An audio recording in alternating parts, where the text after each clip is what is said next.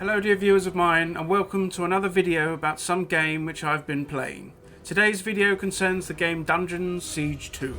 Dungeon Siege 2 is a party-based action RPG game developed by Gas Powered Games, published by Microsoft and Square Enix, released in 2005.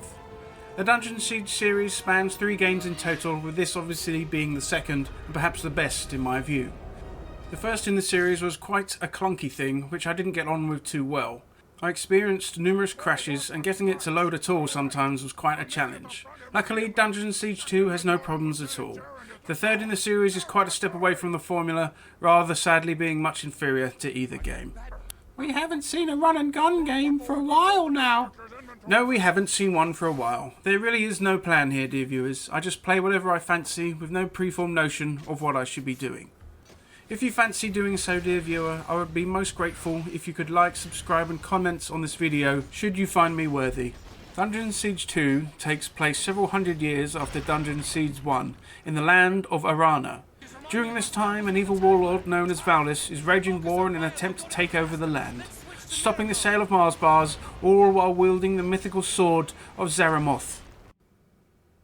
Dungeon Siege 2 has a wonderful start menu.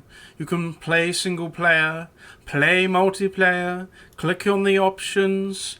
You can also click about and figure out what it's all about. You can continue with your current character, and of course you can create your character from 4 races: half-giant, elf, human and dryad, each coming with their own particular racial traits. In lieu of paying a dwarf, I picked a half-giant.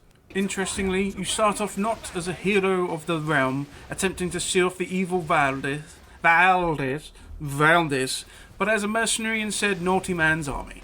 After taking control of a temple, Valdis turns on the mercenaries, killing most of us and knocking our character unconscious. We awake later in the custody of the Dryads whom we were fighting not moments before. They give you the chance to redeem yourself and in the process earn your freedom by fighting against the evil Valdis. The player can choose between several different archetypes: swashbuckling melee, deftly ranged, ferocious nature magic and deadly combat sorcery.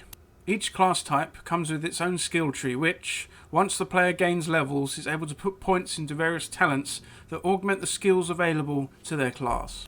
The sound is good, providing some decent feedback when your party strikes their opponents, especially with some of the more explosive moves.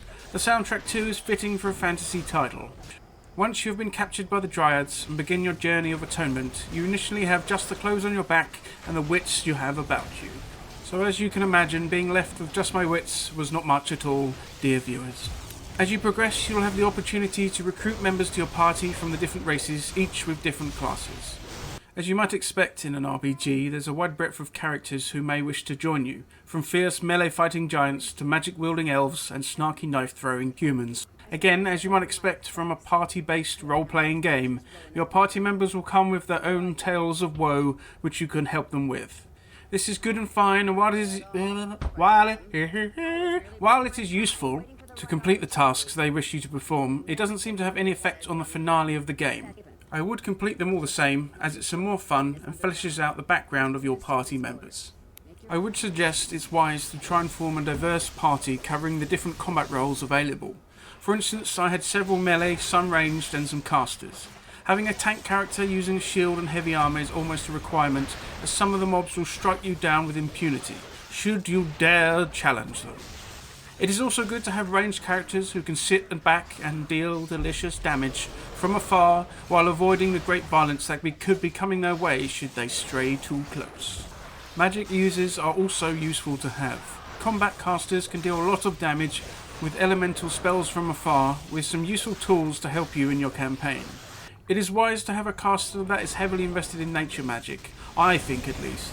The talent tree has many talents that augment the ability to heal the party, which I must say is most important if you want to survive some of the more robust and threatening foes in the game. The general gameplay loop of Dungeon Siege 2 is similar to that of the party-based RPGs like Pillars of Eternity, Baldur's Gate, etc. In that you perform tasks and quests as set to you by NPCs and of course following through with the main campaign story of the game. Side quests range from killing monsters to finding certain doodads that someone is searching for to discovering the secret to some long lost treasure. There are many and numerous, keeping you mightily busy. The main story brings you to different areas of the world, each with its own base hub to work from. Most quests for the surrounding areas pick up from each of these towns along with the main story. Though there are of course quests to be found out in the wild too. Some tasks even see you traversing multiple areas of the game, requiring you find or do something in several different questing areas before the final culmination of such a quest. Again, the combat is similar to other party-based RPGs, but there is a level of automation that holds over from the first game. Each character can have its base ability or spell, so they'll always begin casting when in combat. There are also auto-cast spells, which your character will cast automatically when needed. Lastly, there are backup spells that you can select to be cast yourself. As any member of your party stays in combat, casting spells or whatever abilities they have, they will slowly build up a power bar. Once full, the player is able to use an ultimate ability. For melee fighters, this might be a massive melee attack on a single person, or a grand area of effect, spin or cleave. Spellcasters can unleash immensely powerful damage spells that lay waste to great swathes of the enemy. Some characters instead get a buff that makes them hit like demigods, obliterating anything within arm's reach. I must say it is very satisfying when you get to use one of these abilities. Of course, there is also gear your party can collect and equip throughout your merry travels. This covers the usual slots that you would expect from an RPG. There is quite a diverse range of weaponry and armour, allowing the player to kit out the party as they deem fit. Equipment drops from enemies can be found in treasure troves and will be granted as a reward for certain quests. The power of the gear that drops can vary from general normal quality that will not often be superior to your current gear, to hugely powerful items that you will equip on the spot. The game features an enchanting system where you can create magical items from suitable based equipment plus enchanting materials. The feature has potential, allowing the player to bespoke their gear to their build or playstyle, but I found that most of the items I could craft, the best base item and reagents, tended to not live up to the power of magical items I picked up or earned through quests. Because of this, I sadly didn't engage with this system as much as I would have liked. The biomes you travel through are quite diverse, from woods and forests, snowy mountaintops, deserts and vast fortresses, and of course cave systems. The transition from zone to zone with their different scenery and climate happens often enough for you not to get too tired of any particular one. Though generally the progression of enemy power is increased with each new location you travel to in the main campaign, there are certain locations where you will come across foes way above your power level that will smush you into the ground should you try to engage them. This usually means these areas or mobs were part of some quest you would need to travel back to at some point in the future when you're more powerful. This goes hand in hand with quests that traverse multiple zones, with our heroes jumping around completing various objectives. There's something cool about this in an RPG. It creates the sense of a dangerous world which we must traverse with care, otherwise we will quickly be sent to our doom. Dungeon Siege 2 with its finery is a good quality game, I think.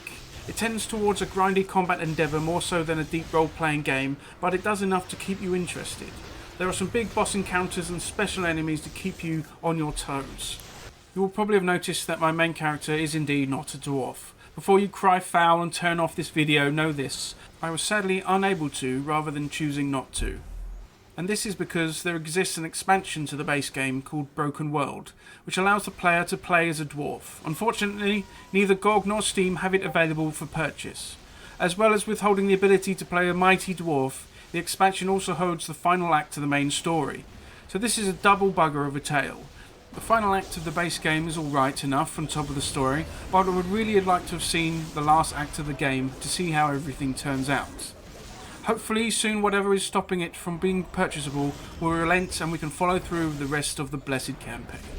I would still recommend the base game though, as it's good fun. And there we are, dear viewers, another game, another video done.